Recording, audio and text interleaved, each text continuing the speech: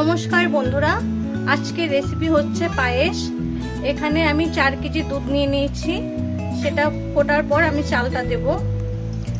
এখানে আমি 2টো তেজপাতা নিয়ে নিয়েছি, এখানে আছে ঘি, এখানে গুঁড়ো করা এলাচ আছে, কিশমিশ, চিনি, আর এখানে 250 গ্রামের মতো আমি চাল নিয়ে নিয়েছি, গোবিন্দভোগ চাল।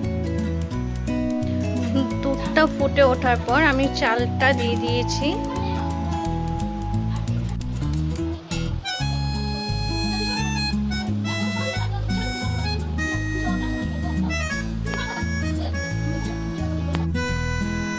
এখন আমি চিনিটা দিয়ে দিচ্ছি, পুরোটা চিনি দিয়ে দিব।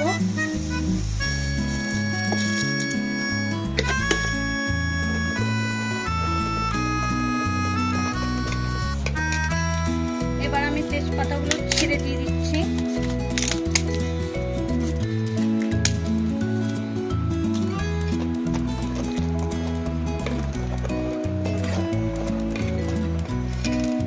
কিশমিশগুলো আমি এখন দিয়ে দিব।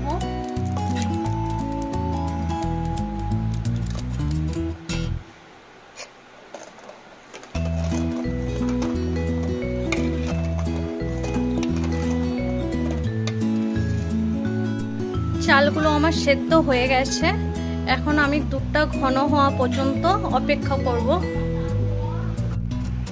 দুধটা আমার ঘন হয়ে গেছে, এখন আমি এলাচটা দিয়ে দিব, এলাচ গুঁড়োটা, আর 2 চামচ ঘি দিয়ে দিচ্ছি। ঘিটা দেওয়াতে আরো খুব ভালো হয় খেতে।